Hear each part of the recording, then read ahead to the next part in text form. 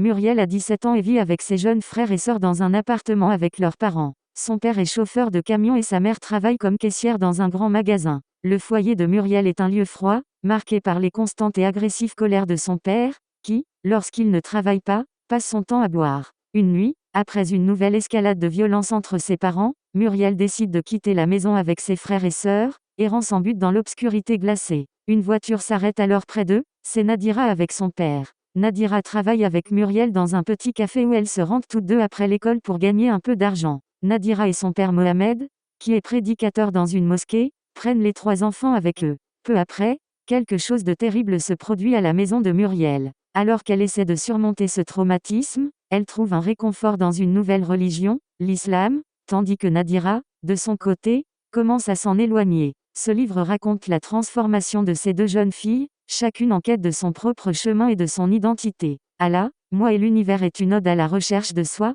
une histoire d'amitié et de foi, où chaque personnage découvre son propre univers intérieur à travers l'autre.